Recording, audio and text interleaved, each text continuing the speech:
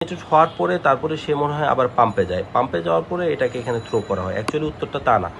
Venous line থেকে সরাসরি ব্লাডটা কোথায় যায়? ভেনাস লাইন থেকে সে সরাসরি আসে হচ্ছে পাম্পে। সেই পাম্পটা যে ফোর্সটা ক্রিয়েট করে সেই ফোর্সেই সে হিট এক্সচেঞ্জারে যায় এবং অক্সিজেনেটরে যায়, এবং অক্সিজেনেটর থেকে অক্সিজেনেটেড হয়ে সে আর্টারিয়াল লাইনে যায়। যেহেতু এই পাম্পটার উদ্দেশ্য হচ্ছে একটা ফোর্স ক্রিয়েট করে সরাসরি আর্টারিয়াল লাইনে ব্লাডটাকে নিয়ে যাওয়া, সেই জন্য এটাকে আমরা আর্টারিয়াল পাম্পও বলে থাকি। ঠিক আছে, সো এটাকে আমরা আর্টারিয়াল পাম্পও, এই অংশটুকুকে আমরা আর্টারিয়াল পাম্পও বলে থাকি। এটাকে কিন্তু ভেনাস পাম্প বলা হয় না, এটা আর্টারিয়াল পাম্পে, কারণ তার উদ্দেশ্য হচ্ছে আর্টারিয়াল লাইনে পাঠানো। আর যে জায়গাটা আমাদেরকে আরও কনফিউজ করবে সেটা হচ্ছে যে আমাদেরকে জানতে হবে যে এই ব্লাডটা ভেনাস রিজার্ভার থেকে পাম্পে এসে হিট এক্সচেঞ্জারে এসে তারপরে অক্সিজেনেটরে এসে, আগে হিট এক্সচেঞ্জার তারপরে অক্সিজেনেটর, তারপরে এসে যাবে। যাওয়ার সময় এখানে একটা ফ্লো মিটার থাকে, ফ্লো মিটারের মাধ্যমে, যেটা আমরা আমাদের নর্মাল ব্লাড প্রেশার মাপার যে স্পিগমোমেনোমিটার সেটার মাধ্যমে এখানে লাইন প্রেশারটা ডিটেক্ট করতে পারি। ঠিক আছে, সেটা যদি আপনি অনফিল্ডে দেখে নেন তাহলেই বুঝতে পারবেন। আর আরেকটা বিষয় হচ্ছে এই ব্লাড যখন সম্পূর্ণ অক্সিজেনেটেড হয়ে যায় সে কী কাজ করে? দুইটা লাইন দিয়ে আমরা এটাকে বের করতে পারি। সেটা কোন কোন লাইনটা? একটা আমরা বললাম যে আর্টারিয়াল লাইনের মাধ্যমে অ্যাওর্টাতে যায়, আরেকটা লাইন থেকে আমরা কার্ডিওপ্লেজিয়ার লাইন বের করি। ঠিক আছে, কার্ডিওপ্লেজিয়ার লাইনটা কোনটা? এখান থেকে আমরা কার্ডিওপ্লেজিয়ার লাইনটা এখান থেকে অক্সিজেনেটরের মাধ্যমে, যে ব্লাডটা যখন অক্সিজেনেটেড হয় তখন সে কার্ডিওপ্লেজিয়ার লাইনের দিকে যায়। যখন কার্ডিওপ্লেজিয়ার লাইনের দিকে যায় তখন কি কাজ হয়?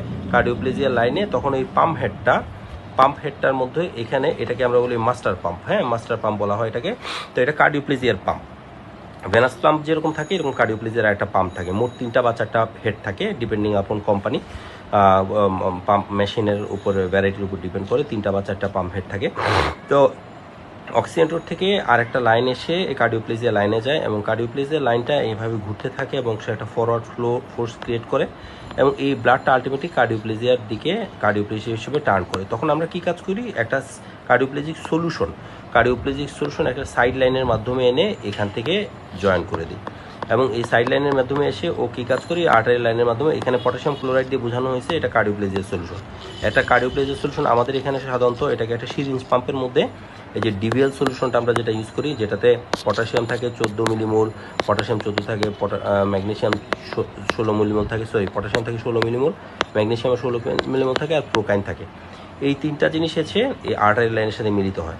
সো সে কী কাজ করে? এই কার্ডিওপ্লেজিয়ার ব্লাডটাও তখন কী হয়ে যায়? একটা কুল ব্লাড হয়, এটা অক্সিজেনেটেড ব্লাড হয়, এবং তার সাথে হাই পটাশিয়াম হিসেবে কার্ডিওপ্লেজিক সলিউশন হিসেবে সে কী কাজ করে?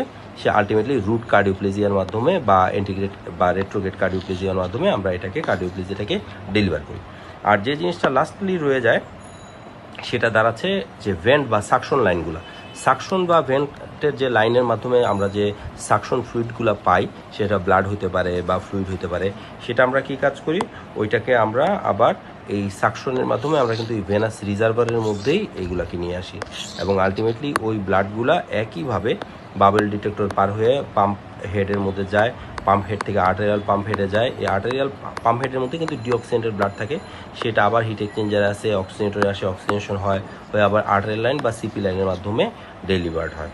এখন আপনারা যদি এই লেখাটা নিচে যতটুকু লেখা আছে, এই ছবিটার নিচে যে লেখাগুলো আছে, সেই লেখাগুলো যদি আমরা একটু ফলো করি, যে এখানে ডিটেলস সুন্দর করে লেখা আছে, যে এই ডেসক্রিপশনটা সুন্দর করে দেওয়া আছে, এই ডেসক্রিপশনটা যদি আমরা একটু পড়ে নিই তাহলে এই সম্পূর্ণ ছবিটা বা সম্পূর্ণ এই যে পিকচারটা এখানে যা বলা আছে সুন্দরভাবে এখানে পুরো ফ্লো চার্টটা বলা আছে, মাইক্রোফিল্টার টিটার কীভাবে ইউজ করা হয়, সংক্ষিপ্তভাবে এই টোটাল জিনিসটা এখানে বর্ণনা করা আছে। ঠিক আছে।